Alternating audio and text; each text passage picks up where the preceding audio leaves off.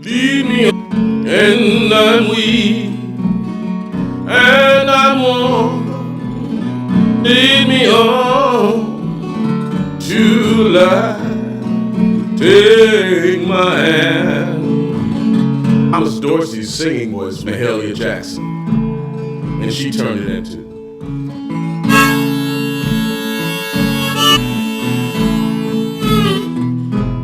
Precious Lord,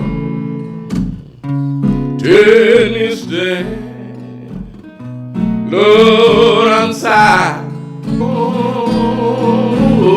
I'm warm through the storm to the light. Take my hand.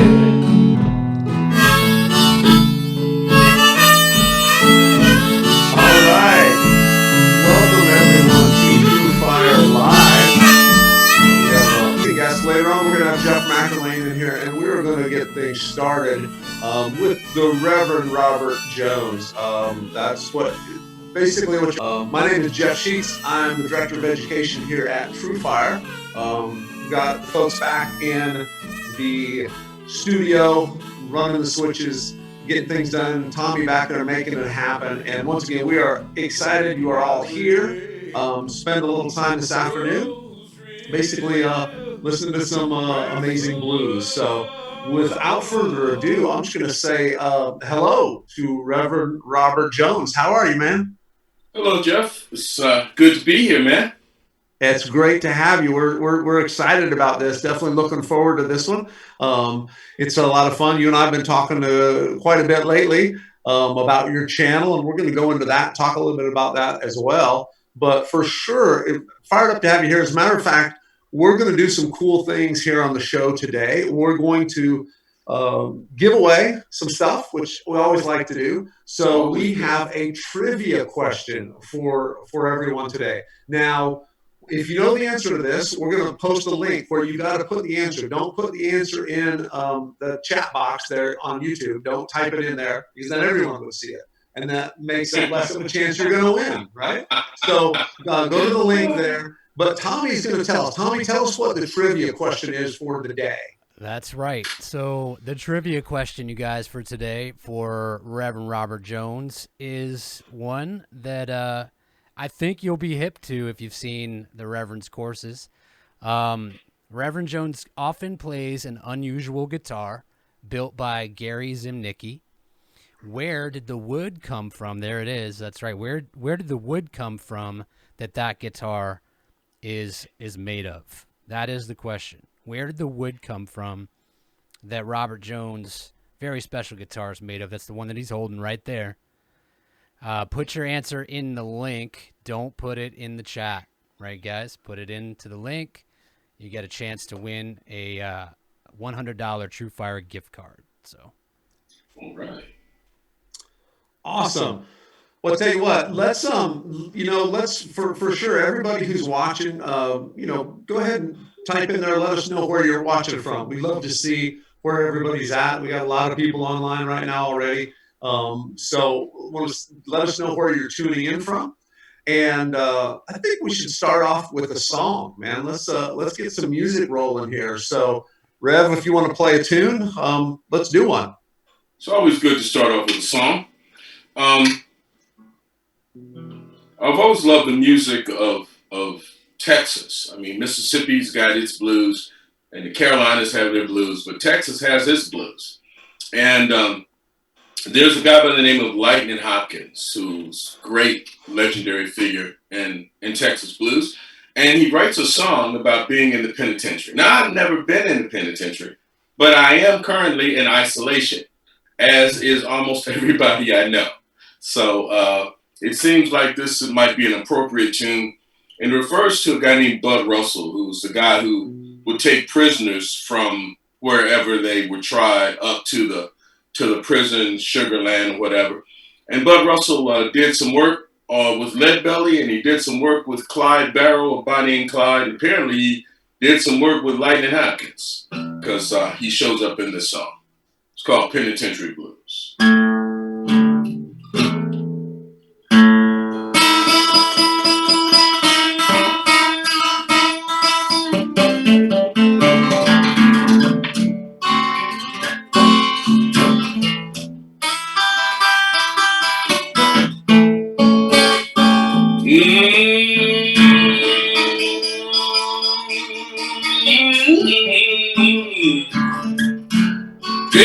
razzles, here I come.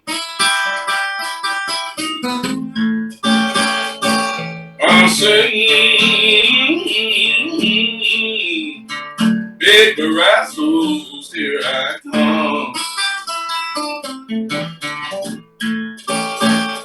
You know I'm doing time in the penitentiary when it ain't a thing that I have done. Lord, you should have been on the Russell's back in 1910. But Russell drove them pretty women like he did them ugly men. And I say, oh, big Russell's, here I come. You know I'm doing time in the penitentiary when it ain't a thing that I have done.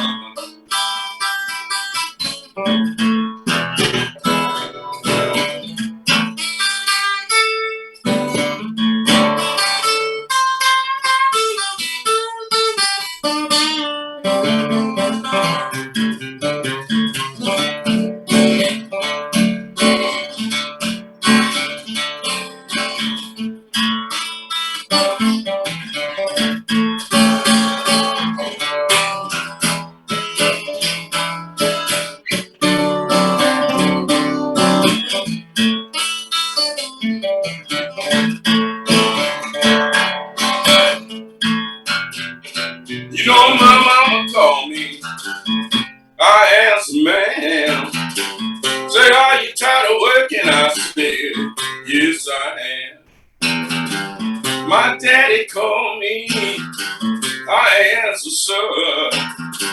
Say, if you're tired of working, what you gonna stay there for? You know and I'm doing time, Lord, doing time for someone else. Awesome, man. Nice job. Nice job. That's the way to start it off. And yes, indeed. We're all doing a little time by ourselves here. So yeah, awesome, man. Good sound there. Really, great way to kick the show off here. So I'm sure everyone stuff. That's been something that you've obviously been into for a long time, right? Stories, or was it the music, or what kind of brought you into that? Yeah, I had this amazing grandmother, showed up with an opera by Wagner or anything, but she loved a lot of kinds of American music. And over, and she said, "This is the music we used to listen to down south." And I'm growing up in Detroit, and I'm listening to the Temptations. It struck a chord with me. It was like, here were these two guys. One guy had one leg shorter than the other because of polio. That's Brownie, and I started to like get a harmonica, play along with Sonny, get a guitar, play along with Brownie. And before I knew it, man, I was just stuck in destined for Motown. But this was the kind of music that a little nerd kid could make in his room. And I just you figured it out apparently. So well, it's always a challenge. The thing that's great about this stuff is you never run out of new. Able to dig back into the past, because the history of this type of music is long, so there you can find things that and make it new. So there's a lot of fun, blues and the authentic old time blues stuff is such a foundation for everything else, almost everything we hear and do in all kinds of other kinds of music. So because this is something that's really, I know you put a lot of work into it, and just launched your TrueFire channel. So everybody who's who's watching right now, go check out the channel, Where the Blues Began. It is, I think, just a cool journey through blues music history. Not only are you teaching things and showing techniques and licks and how to play, but also giving sort of the history and the foundation of that. I mean, that's really important to you, I believe, isn't it? Man, I love it. It's absolutely like foundational. When you look at some really exciting thing like Ken Burns and his story of country music, the first chapter is called The Rub, and it talks about how blues influenced those early country guys like Jimmy Rogers and and the Carter family, and Leslie Riddle, who was informing the Carter family about their music. And I was thinking about that. I have been sort of doing the rub, but from the other side for over 20 years. And if you think about how a blues man perhaps met a Jimmy Rogers, you follow Jimmy Rogers and it becomes country music. But if you follow that blues guy, it becomes Delta blues. It becomes Son House and Charlie Patton, Big Boy Crudup and so on. So the opportunity to do that on a continuing basis is something that excites me. And I was really working on my TrueFire channel for a while, but certainly the pandemic kicked it into high gear and allowed me to have some time to really work on it. And I'm excited about it. I'm excited about the way it looks and and I'm honored to be numbered among the great artists on the TrueFire channel who represent their genre. And, I'm honored to be one of those artists now. Well, we're certainly honored to have you. We're excited about this channel. I just think it's very unique in its approach. That's what makes it cool. Anyone who really digs this style of music, obviously, I mean, I don't think they can find a better place to find this stuff. You do speaking, you do public speaking on the subject, and are very knowledgeable about it. So I'm excited to see what the channel will grow into as well. So I'm pretty sure we've got a lot of students that will want to check that out as well. So let's do another song while we're rolling here. Okay. What's another song you want to play? Well, speaking of the channel, I was thinking about the fact that what it really allows you to do is to explore personal styles that are obscure and somewhat, in danger of becoming archaic. And it allows you to talk about the personalities associated with those styles. And maybe in a way that you wouldn't find in your normal, guitar book, alternate tunings, things like that. And so I was thinking about a guy who's included named Nehemiah Skip James. And Skip James, his music is somewhat like almost unmitigated misery. I mean, Skip comes from an area of Mississippi called Bentonia and plays an open D minor tuning, which has got to be esoteric enough, right? Right. But his Hard Time Killing Floor Blues. That's a great title, right? So Yeah. the thing about the killing floor, that the animals are this tight enough. Sometimes I can hit that.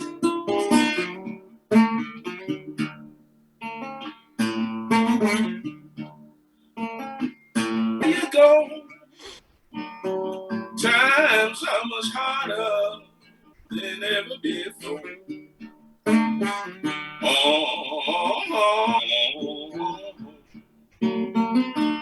Well, when you hear me singing this song belong.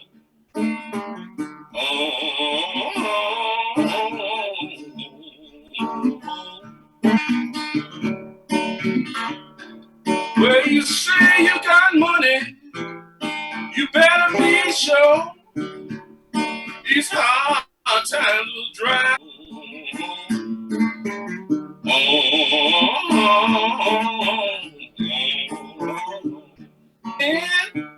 Lord, but I can't even pay my rent.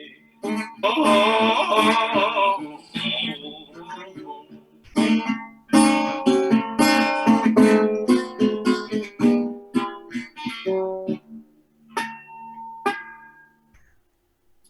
that's hard times, man. So the old timers used to say the blues is a feeling.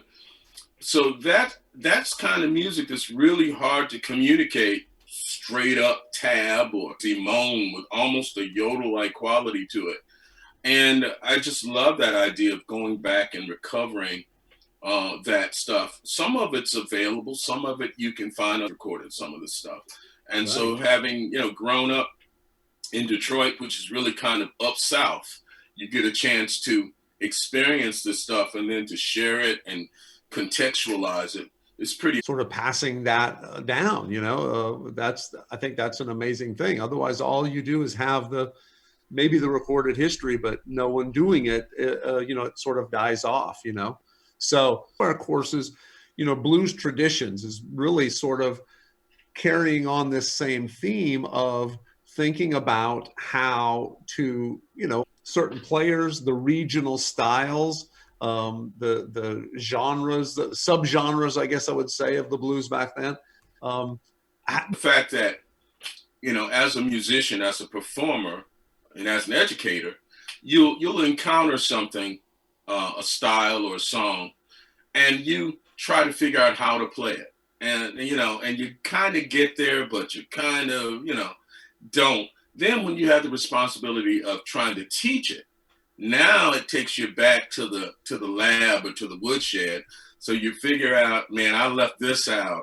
Trying to listen to the scratches to figure out what the original was. But at the same time, what you want to do is give people permission to make that song their own, right? Because there's folk music as if it was classical. What we've got to do is like figure out sort of the spirit of what they were doing, but then give yourself permission to make it yours. And so, yeah, it's a bunch of these lessons together and have an overall concept and an envelope of what fits with what. And I'll tell you one thing, man, it's a lot easier to do it with Tommy with his 3 cameras and his multiple angles than it is to do it in my bat cave trying to work with a single camera. But it's down and multiple camera angles. It's really great.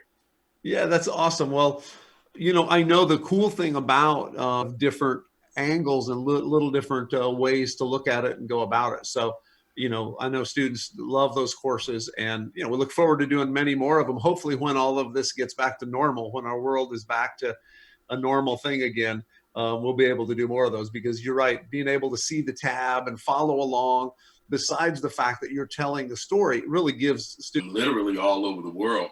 When people, somebody just dropped me a line from Great Britain saying he was enjoying my TrueFire course. Explain it. So like, yeah. Hey, that's awesome. Well, if you can do it like grandma, I mean, that's you're on the right track. Can't beat that. Any issues with the stream cutting out or anything, don't worry. We're going to post this on our YouTube channel. It'll be all put together there. Where do we got some folks tuning in from here today? Yeah, I mean, look at this. We've got people here from Los Angeles, Rome, North Carolina, Maine, Dallas, Hiram, Ohio, Portsmouth, UK, Mexico, Milwaukee, Fredericksburg, Texas, Sheffield, England, Washington, D.C., Butler, PA, Montgomery, Alabama. This is a great opportunity for everybody to get a glimpse into your world, man. It's really, really cool. That is awesome. That is awesome, man. That's good to give some shout outs and connect together. And what brings us together is some of these tunes that were written many years ago, which is a really cool kind of a, thing too. I want to talk about real quick is you're not only doing the channel, but you're also offering private lessons on our platform, on the TrueFire private lesson platform, right? Which will allow a student to do a little one-on-one, right? That's true. You think about, if you were young Robert Johnson, Son House does not give you tab. He does not, you can't meet him. He's not in a classroom. He's not as best you can. And maybe if you get a chance to catch him later, you put it in, you sort of like bring it to him, and he says, opportunity to do it the old traditional way of like you working on something. And what you come up with is cooler than the thing you started with. And, that's the thing about it. If Earl Scruggs had just, done clawhammer like everybody else, like always the cat who does something a little differently, but you have to have a foundation to build on. Well, that's great. And I think there's certainly, I'm sure a lot of our students, and sort of pick your brain about stuff that maybe there's not just got the Rev's private lessons up. So if anybody is out there, watching, wants to check out that, and for sure the channel, go enroll in the show. I know he's got a bunch of videos up there now, but a bunch of new ones ready to go. So go dig into the channel. That's a good place to sort of stay up to date with it all. So let's do another song. Are you ready to do another song? Okay. Sure. This is a sort of a classic example of what happens when you become a TrueFire teacher. Is you go in thinking you know a song, and then before you know it, you realize, well, yeah, how the song goes. But then there's always that polishing and that embellishing. So I think when I was down with Tommy and just in One Dime, and it sort of went like this. Well, I'm broke and I ain't got a dime. Lord, I'm broke. It's hard to look sometimes. Now that song comes from the great Blind Smith, who records in 1920 something called the Crazy Blues. About 4 years later, Blind Lemon Jefferson comes along, and he's the first country guitar guy, one of the first who records. He is no doubt the greatest. And one of the songs he did was a song called One Dime Blues. But upon listening to it, you think, oh, there's some stuff missing. So I'm broke and I ain't got a dime. I'm broke and I ain't got a dime. I'm broke and I ain't got a dime. Everybody has hard luck sometimes. I was standing on East Carroll Street one day. I was standing on East Carroll Street one day. I was standing on East Carroll Street one day. One dime is all I have.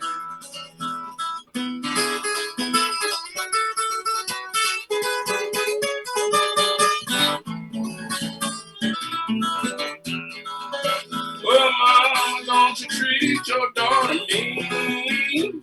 Mama, don't you treat your daughter obscene. Don't you wish your friends was bad like this, James? Don't you wish your friends were bad? Shoot this highway, some passengers train.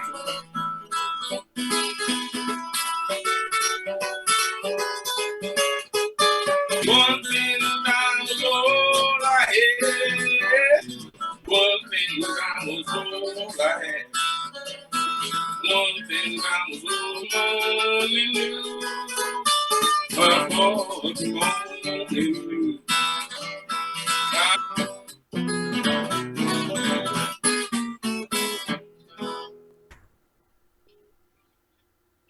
Lost, on certain folks is sort of the importance of traditional music and the importance of going back, and they think you can trace back at least the foundation. One of the things that is fascinating to me about a Blind Lemon Jefferson is to understand in the context of his time how Blind Lemon doing, and it was revolutionary in its time. We hear the scratchy recordings, but that's and have people throwing money at him and having musicians falling all over themselves trying to figure out what he was doing.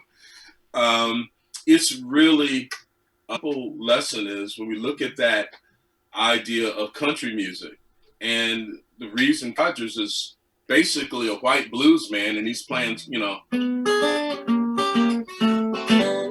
right, basic turnaround. At some point, he discovers the yacht for the turnaround.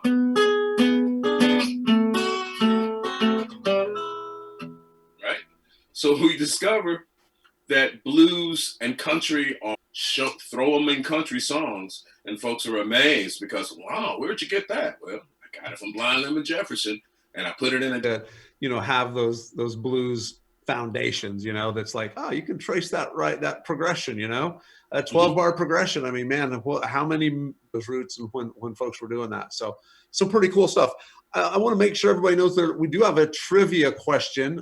Tommy, shout out that trivia question one more time for everyone. Special guitar that he's using today. This unusual guitar was built by Gary Zimnicki. At the link in the description here, not in the chat, guys. And you'll be entered to win a $100 TrueFire gift card. Good luck. That is right now. That would be, probably a welcome addition to anybody's wallet. Certainly suggest for any of the fans that's watching this, check out the Blues Traditions courses. you have those. They're once again, just a neat way to me of looking at the different styles, the different ways, the different approaches. And I think that's something that's very cool. I think you have other ones that you want to do, right? I mean, you have other possibilities that you can go down those roads. Oh, definitely. It's like not only am I a TrueFire teacher, but I'm a TrueFire customer too.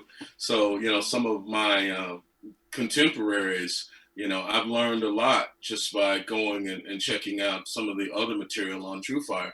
One of the things that I would love to do, and we were sort of scheduled to do this before the blues instrument, and I know a lot of people have 12 strings, but don't necessarily. You get the thing, and it's like, oh yeah, I'm gonna learn how to play this, and you pick it up and you realize, man, it does not behave like a six string. And so, Judy Ledbetter, aka Leadbelly, and was a guy who died in 1949. So I mean, he's been gone a long time. But his influence is Leadbelly, but Blind Willie McTell, maybe Barbecue Bob, and some other obscure folks like that. But certainly Leadbelly was the ongoing projects, is blues on the 12 string. Awesome. Well, that's, I think, so why don't you show us? Give us a little taste of that. Well, one of the things that cheap, it was called a Ferlini, but it's shaped looks like a Stella, braced like a, and then tune up the pitch. You tune it on 12 strings, but it also works for baritone guitars. So it goes B to B.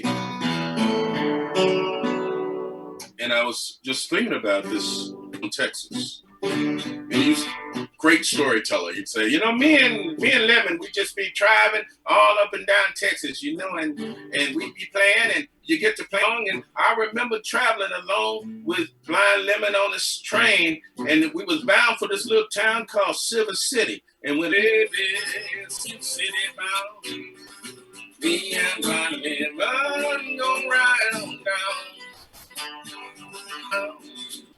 Me and Blind Lemon gon' ride on town. Lived by the king. We baby. Blind Lemon was a blind man. Take me by the king. We baby. Come and lead it.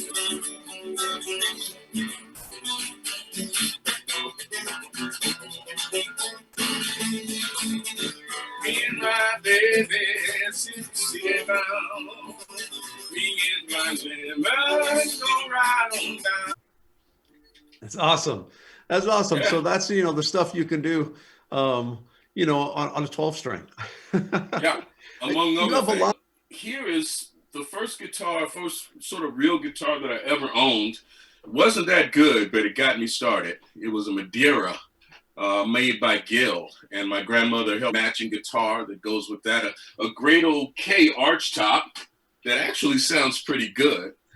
Sort of a fake resonator mandolin. As long as I keep the cases consistent, my wife doesn't ask too many questions. That's what my wife tells me every time I see some new jacket or something in her closet. Well, I've had that for 2 years. It's like, I've never seen you wear it. I don't know what you're talking about. Yeah, we're getting pretty close to when are we gonna spring that? I'm not sure. I think we're gonna pull it probably towards the end of the show. We'll pull who's up next. That would be awesome. Yeah, let's do one more tune, then we'll pull out. Then we'll do the one. You being here, and of course all the folks who are tuning in, I really thank you, and I tell you, it's been such a wonderful joy to reach out and touch the world. So I just thank everybody for this. Absolutely. We are thrilled to not only have to offer there in your basement the knowledge you have, the history, all of that, and to be able to sort of marry that authentic, amazing storytelling tradition, very, very powerful thing. So let's do another tune. Okay. So one of the people who, of course, notice my repertoire probably doesn't have a lot of meat shaking mama with the meat shaking on her bone songs in it. because ultimately I'm still, I'm a preacher. Had his conversion in 1934 and found a way to take his musical talents and use them in a different way. So, not long ago, I had a call from a friend, a mentor, a good buddy of mine, Roy Bookbinder, and he asked me to, send off a little clip, send off this clip of what I thought was 12 Gates of the City. And I send it off to him, and he writes back. He says, "This is great. Thank you so much. I appreciate it. And I love the way you put your own spin on Rev's music." And I thought, own spin? I thought I was playing it the way Rev played it. Well, that was a lesson to me, that no matter how much we try to play it, according to, Hoyle, it's always going to come out a little bit different, right? So this is somewhere between Reverend Gary Davis and Reverend Robert Jones.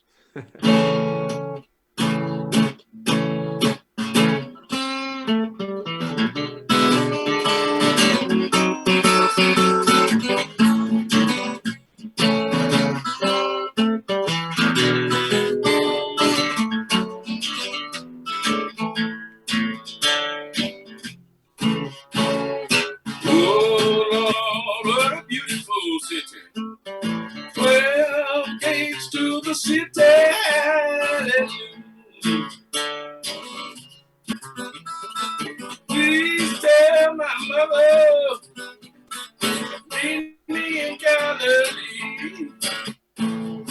Oh Lord, what a beauty! Oh, what a beautiful city!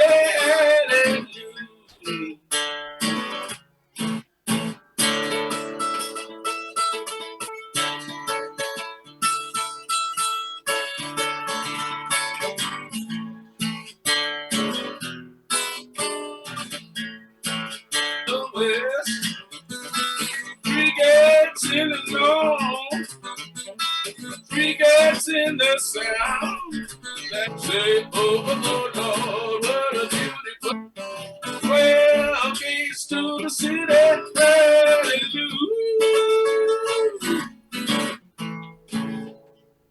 So we've got, I'm going to throw this back to Tommy and see if he's got our trivia. We got our trivia back picked out. Winners yet, guys. Go ahead. Just one more time. The trivia question is, where did the wood in Robert Jones vary? In the description for the trivia question, we're gonna choose 2 winners. There's another trivia question coming up for the next artist, Jeff McErlain. Awesome. Gonna do.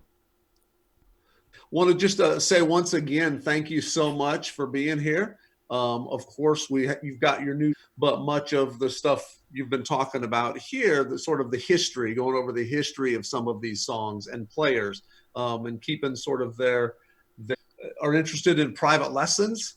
The Rev is now offering private lessons, so a great opportunity to learn and dig a little bit deeper into this style of music, where it's very much a vocal driven tune. So learning how to do those things together is not easy, right? Learning how to play with the private lessons, he'd be happy to have you there. So go check out the private lesson page.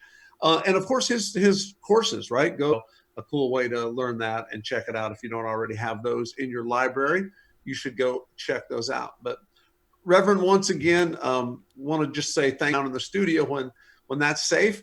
But if it's not safe for a while, maybe we can do another one of these things. Thanks, Jeff. I really appreciate it. Thanks to Tommy and really looking forward to just continuing to make this music. It helps us to get through this. This is the best way to fight the COVID, is to make some music. And, absolutely. Absolutely. Thank you very much. Thanks, Rev. Up next, we are going to have Jeff McErlain. He's going to be joined that we'll be posting here once we get Jeff underway here. Once again, this will be recorded, is being recorded, so the whole thing, and review it multiple times. With all these, it's great because there's just a lot of good information, good material, and at our TrueFire YouTube channel. And you can go to the TrueFire Live page and see the archive of all the previous live events that we've done. So lots of cool live stuff there to check out. Oh, I somebody's hear plugging guitars in. buzzing. I feel like, man, Sorry. that feels like we're getting electrified. I feel the electricity in the feed.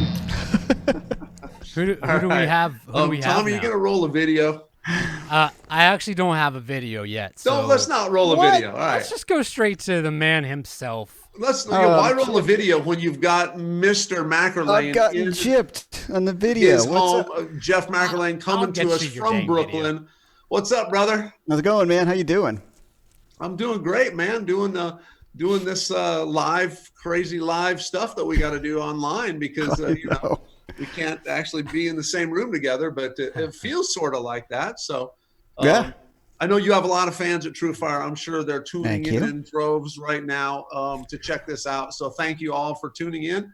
Thank be sure you. to leave in the chat where you're tuning in from. This, once again, will be recorded, and you will be able to watch all of this later.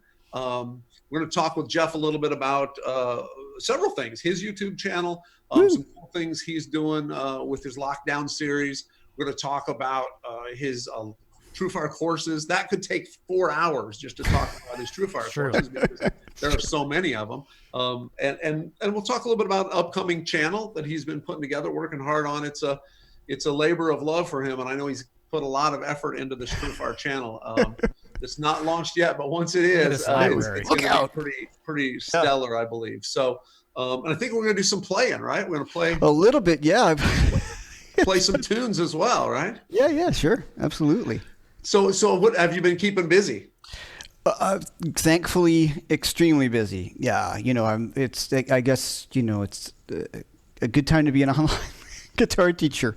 Yeah. So I'm very grateful to everyone who's been supporting me through either whether it's through the YouTube thing now or lessons and courses, and so yeah, it's been a lot. It's been cool, but it's catching suddenly we're thrust into this online.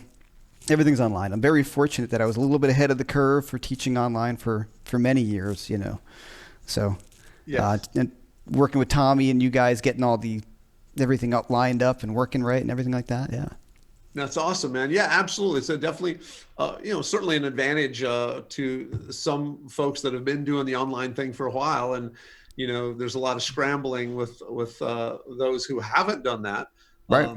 Good luck trying to buy a webcam these days online. It's like, studio lights are sold out. They're either sold out or they're triple price right now, right? Right. Or an HDMI capture card. Right. Yeah. That's just forget about it. You want an Elgato card? No, that's just that, that's big money. So, well, let's see. Let's start off. Let's play something. All right. If you want to do a tune, let's get some music rolling here. Yeah, let's see. Hopefully, this track, we're winging on the audio, Sure. Realize this track's a little lower, so I'm going to turn my guitar down a little bit. It's a song from my record.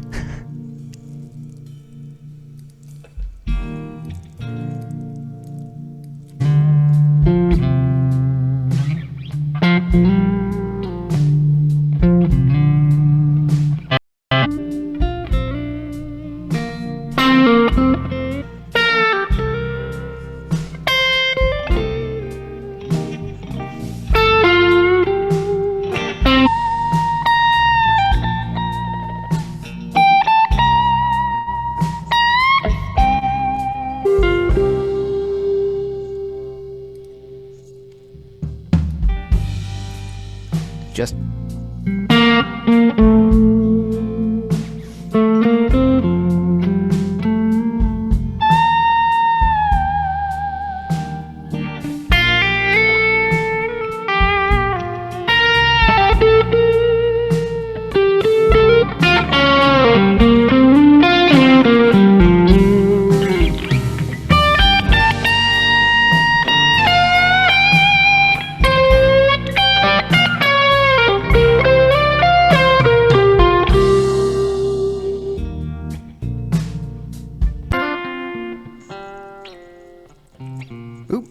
something happened there. All right, it's live. I don't know what It's happened there. live. That's so bizarro. All right. That's a good ending. That's a sweet Yeah, it ending. would just never end like that. See, it's Stinger. live. So Stinger ending. That's like playing with a real band, right? Where they just Exactly. do something unexpected, and you're like, well, "What?" it just played the melody one more time, and then we're out. So okay. I don't know how that happened. That's awesome, man. That sounded great. Oh, That thanks, sounded great, guys. by the Thanks. way. As you always sound great and tasty. Thank So you've been you. doing a lot of this stuff on your YouTube channel, doing some new YouTube stuff, Yeah. doing the Brooklyn Lockdown series. So tell us about that. How'd you get started doing that? Well, it's what happened was I started. I've always wanted to get a YouTube channel together, but there's so many things that how difficult that is to get that going, or setting up the time to do it, and you're teaching and you're playing and you're trying to write record, make music. And so what else were we gonna do? I just thought, well, I got a webcam. I'm gonna go live and just start doing the lessons. And you guys initially shared one or two, because I kind of jumped on it, right away, and then that brought in some people, and it's kind of started to explode a little bit, which I've been really psyched about. So on Wednesdays, I just do a live lesson, just on a subject, and it's kind of like a little TrueFire thing, and all these things are actually kind of related to all the courses, which has been fun. So here's an idea from one of the courses, I'll expand upon it, and you can get more in it from that course, And then on Saturdays, I just thought, why don't I get a bunch of my friends on a Saturday morning at 11 a.m. Eastern time, and I've had on Matt Schofield, David Grissom, Mark Letary was on, and Joey Landreth is coming up this Saturday morning at 11 a.m., and Robin Ford the following week, and Scott Sherrard is coming up, and so there's a whole, no, Scott's the following week, and then Robin's after, and I've just got Josh Smith coming, so a bunch of TrueFire friends as well, and it's been cool. So what I do there is a little lesson, and we just kind of talk shop, and it's really been fun. That's great. Those are really, really cool. So everybody should for sure, go check out your YouTube channel. Go subscribe to that, Please, because that would be a great way to make sure you get notifications. So when one of these events is coming up, you'll know. Yeah. Great way to keep in contact with kind of what you're doing as well. So for sure, go subscribe to Jeff's YouTube channel. Exactly. Speaking of channels, you're also working on a channel, on a TrueFire channel that we've got. TrueFire channels are really, taking off right now, and we're just launching channels right and left, and they're doing great. So I know you've been working on one and kind of putting some content into there. Yeah, you've got a lot of content in there, I believe, right? What kind of stuff are you going to be doing in there? Well, I have a lot already, and I've gotten a lot of really excellent emails from people saying, when is your channel launching? And I always fight the perfectionist in me. I need it to look a certain way and be perfect and this and that. So, sometimes fire or, and you do your own thing and you want it to be of the same quality. So there's that. But what I want to do in the channel, which is not a blues guitar player, but growing up, certainly a rock and got metal guy and hard rock and all this kind of stuff, and fusion. I've got a really big fusion background. So in the channel, I'm going to talk more about that stuff as well, and specifically things that influenced me directly. I think working through some songs, sounds corny, that I am today. You know what I mean? Like, we'll visit a little of the rock stuff, and here's what I got from the rock stuff, and here's the blues stuff that I've incorporated in the fusion. Awesome. Very cool. Very cool. Well, I know how you are, so I just, what I'd say. It's good, man. It's good, right? The one watching, for sure, chime in where you're watching from. Also, there's a couple links that you should be paying attention to. There's the tip jar there for basically being here and doing this. Every dime of that, all that money goes directly to the artist. So if you appreciate them being here and spending their time teaching and sharing, go drop a tip question. Is it that time of the show already? Woo! Let's talk trivia, guys. Again, reminder, don't put your answer in the chat. If you know the answer, hit the link in the description to answer is for Jeff McErlain. What German guitarist is Jeff a huge fan of? Huge. One correctly for the Rev, and the one for Jeff. You have 2 shots, so give it a shot. There you go. Well, that's a good deal. That's you can't lose on that kind of thing. So appreciate if you'd play your favorite German guitarist licks during this song. If I would, yeah, I'm there not you warmed up to enough to do That'll that. make it easier to figure out. Yeah, you know what? Let's talk about, I've got a new course coming out, right? The changes. And I always felt like, these rock songs and vibes that we had growing up, or at least for me, being, my early 20s right now, that would incorporate the chord tone soloing and mode course. I think it'd be fun to talk about that, right? Cool. And here's actually one that didn't make it to the course. Let's do that, right? Bonus material. Ooh, bonus. So.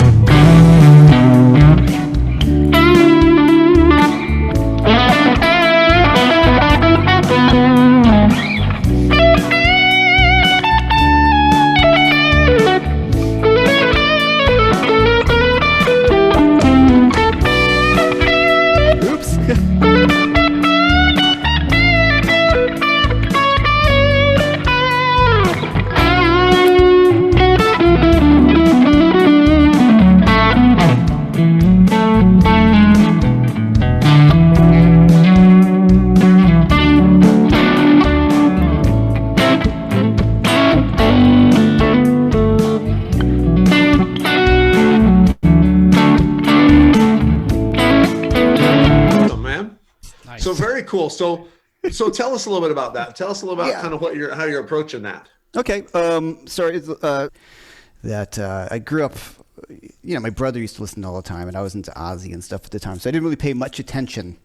Chord progression of, you get B minor, D, A, and then to G, right? And so you're just changing key. So what the course does is, and the way I think about something.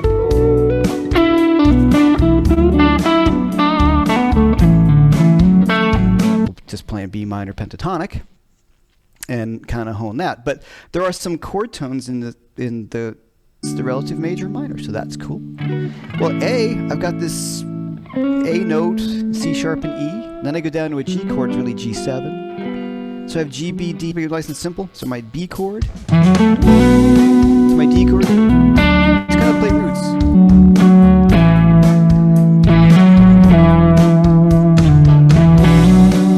So I can just simply take the root A to G. So I went down and the root B minor, It's a hair, man. 3 dBs down, please. All right, well, I can do it by percentage. How's that? Is that better? That's going to be good. Okay.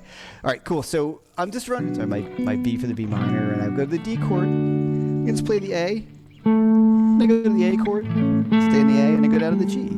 It's already kind of got these lines, these melodic phrases built in. And then the second time through, the chord progression plays B minor, D, A, and then E, major.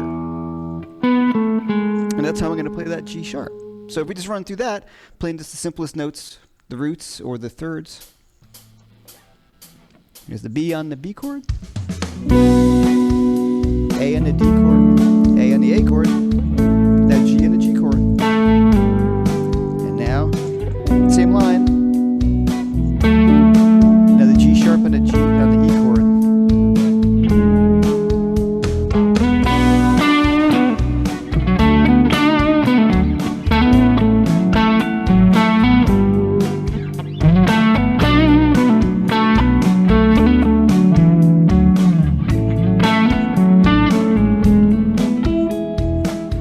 So I can build a melody off of just those simple notes, and the rest of those surrounding ideas are minor pentatonic scales.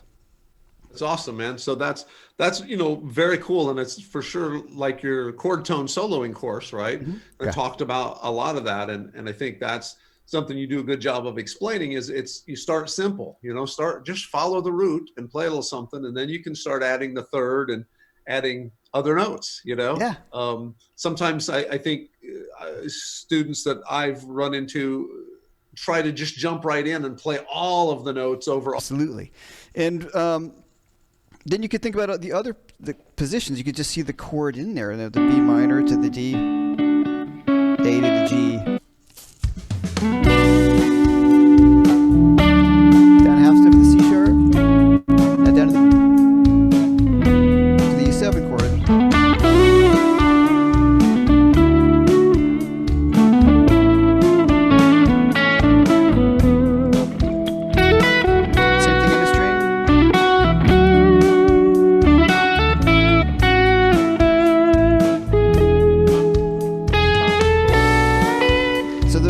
If you just start playing those chord tones and thinking about how they work, they can bring you up or down. If anyone has any questions too, feel free to fire those away in the chat.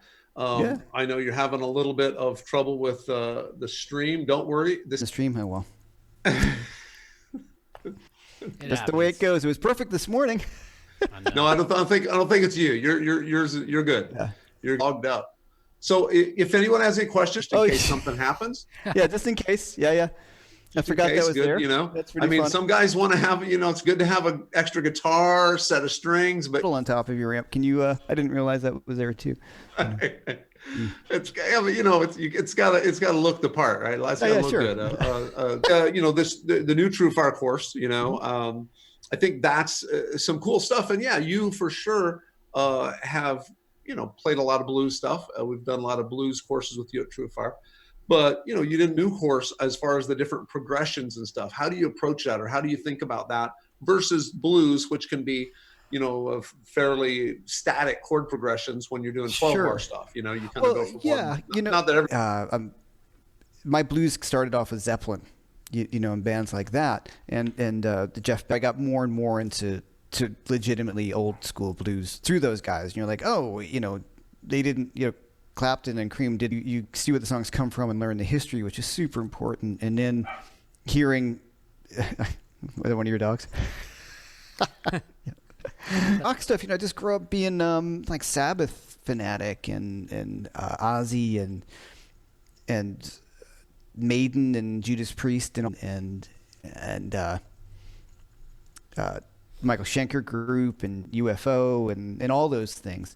But get deeper into the blues was fairly easy because I realized most of the things I was playing were just kind of from that anyway. Listen to Tony Iommi, the first record especially, it's like a blues record. There's a lot of blues on the record. Yeah.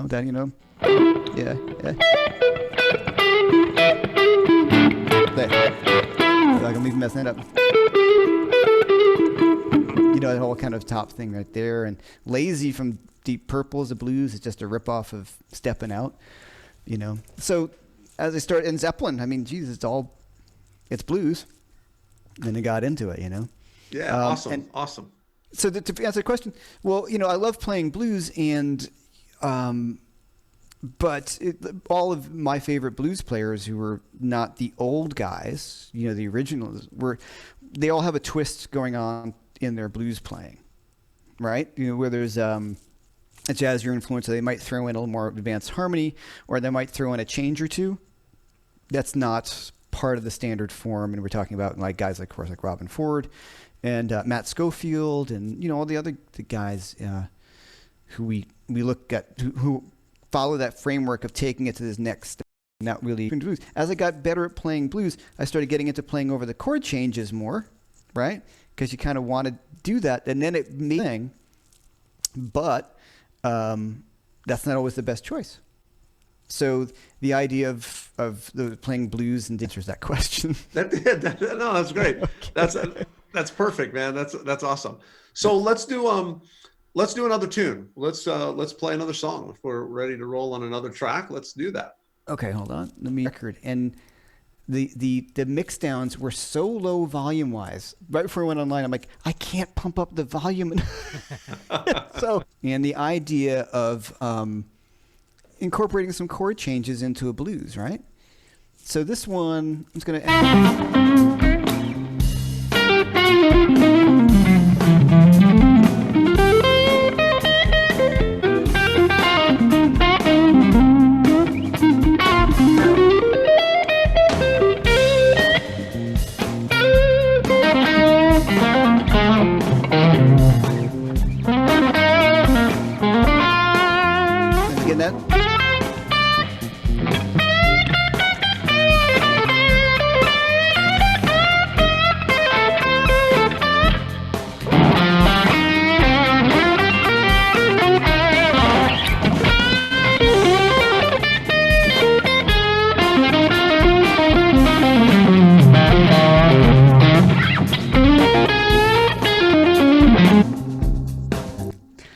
the the benefit of teaching a lot is I don't get a chance to practice a lot. Right. Yeah. So what I'm just doing there is, I love that the introduction of those kind of ideas from guys like Scott Henderson for me, where he did that great record, flat 7 dominant 7 chord or something. So instead of that groove's kind of like a James Brown like.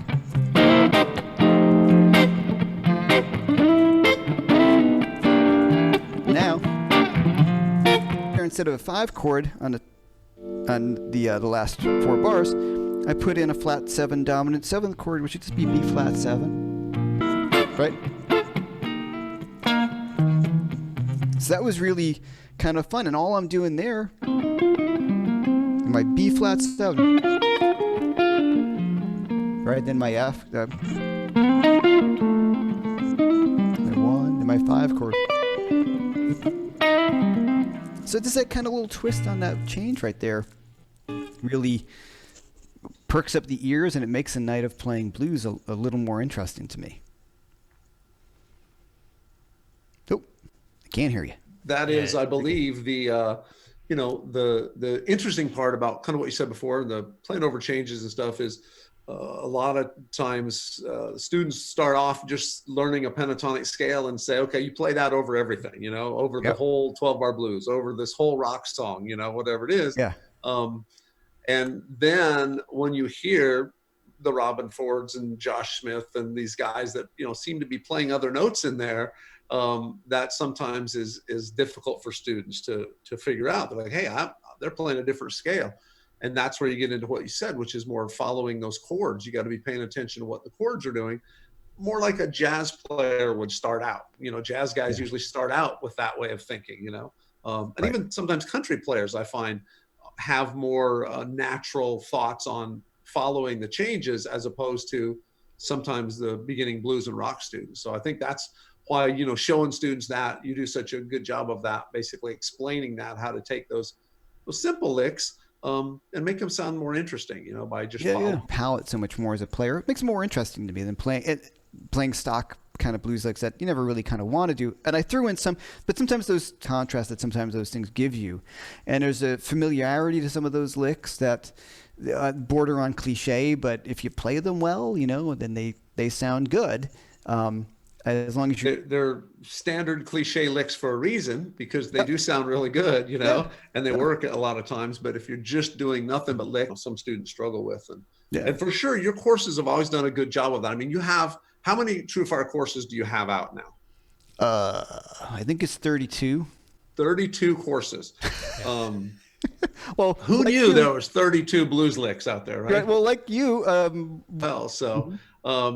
So you've done, you do, man, so many courses. And I know a lot of folks watching are basically, probably have a lot of those courses. And certainly a lot of all access students have the ability to check them all out.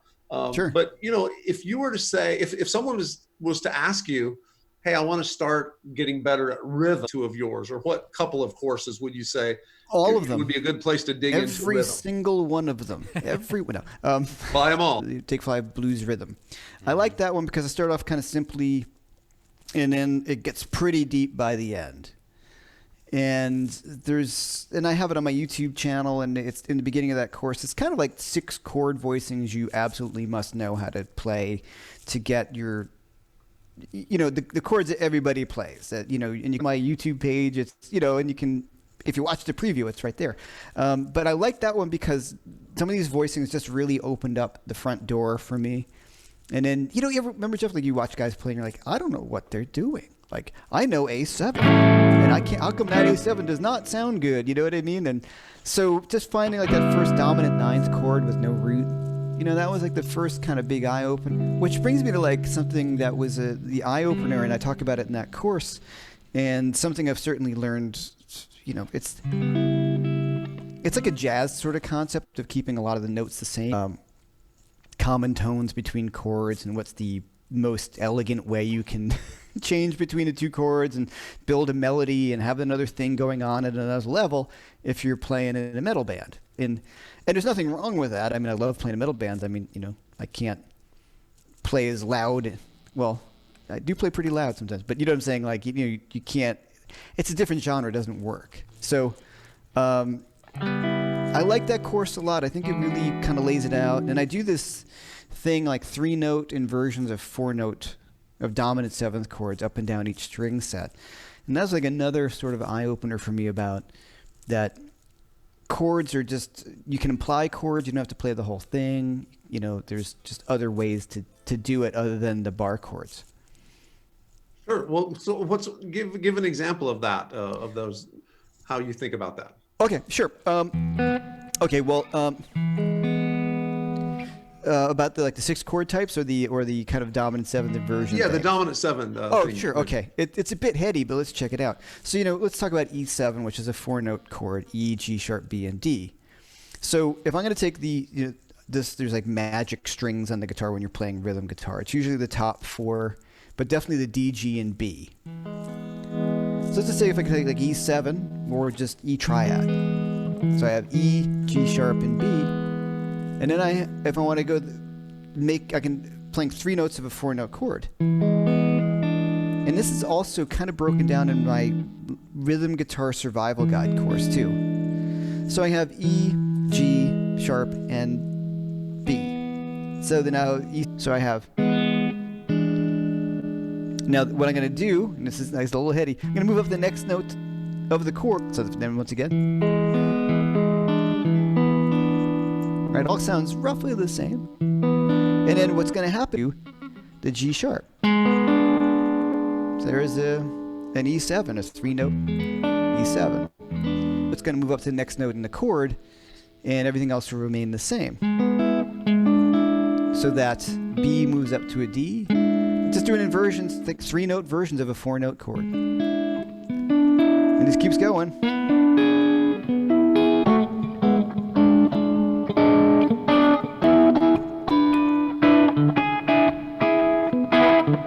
So if I'm kind of just jamming, like,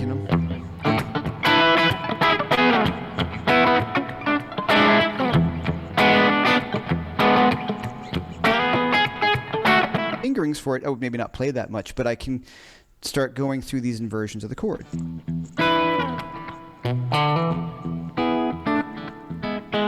Big thing. So an E blues would be.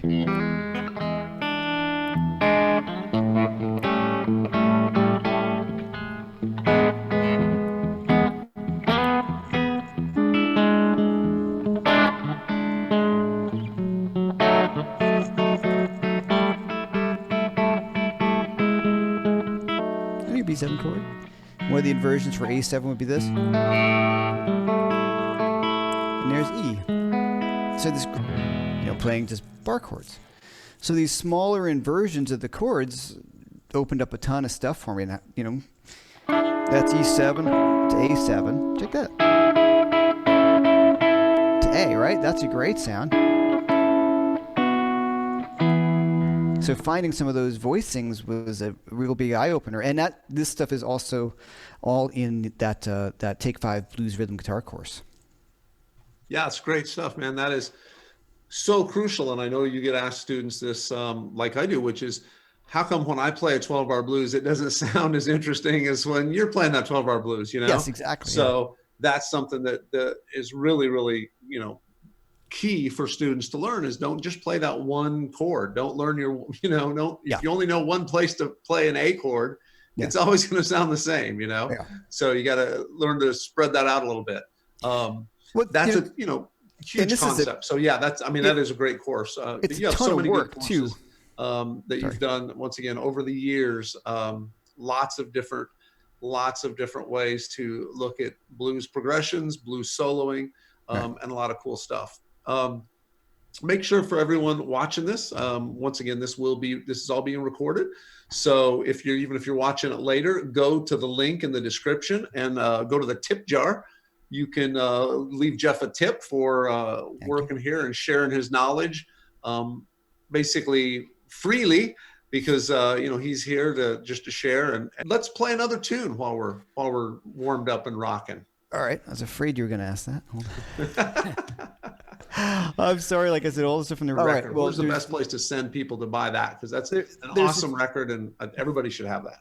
Well, actually, I'll play one of my songs from the record unaccompanied. I'll do that. But you can get my stuff. Well, it's on all the standard things. But if you want to buy copies of the two of them, download them yourself. It's on Bandcamp. Jeff McErlain. Was it Bandcamp? Sorry, I don't remember. And the two records is my first record. It's called I'm Tired, and the second one, which is Now, feature with Robin Ford that we did. Yep. And before all this went down, he and I decided to work on do another record together.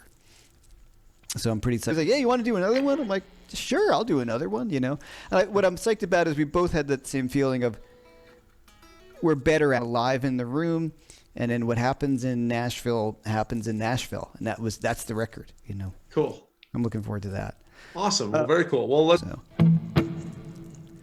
He's getting a little. Hold on. It's live.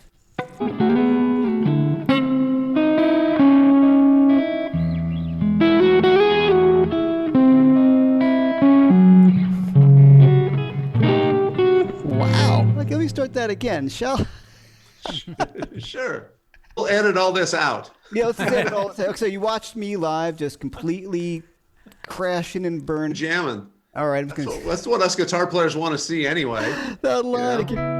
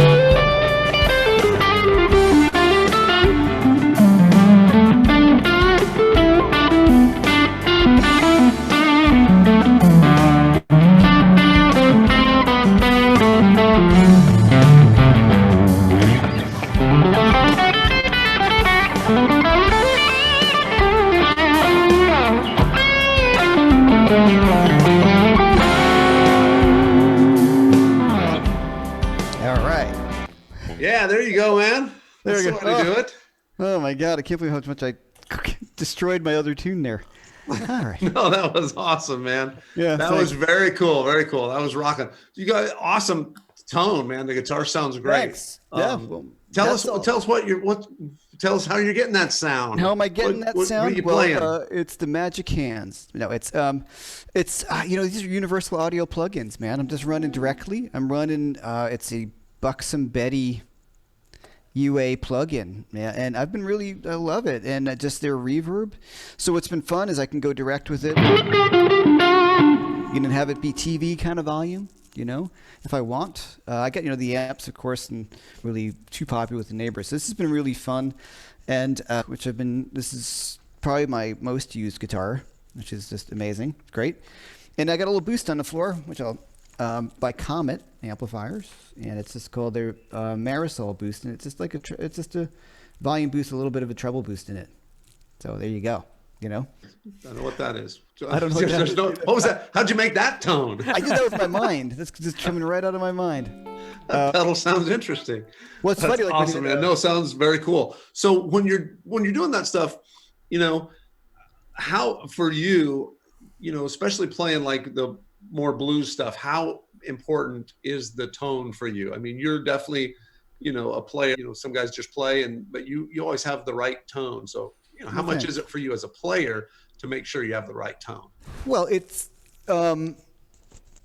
super important to me. If the tone isn't right, like, okay, sometimes as guitar players, you're not on, did you practice a lot lately? And it's kind of, I find it's easier to play through physical problems than it is to play through tonal ones, right? You know what I mean? When it's not giving you anything in terms of like a a reflection, you know, like if it doesn't sustain the notes or anything, or if it's really difficult to play, I find that to be very hard to deal with. So for me, and to combat that, what I've tried to do, you know, think about how hard you pick a note, because it's going to have a different, you know.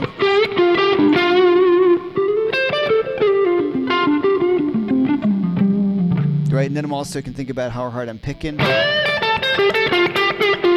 or where my volume knob is at, and all those little kind of things that change the tone, whether I'm rolling down a volume or just experimenting on my own. You know, when you play, you're like, something's not quite right, and then you just roll back your volume knob about, you know, 2 notches, and you're like, oh, there it is.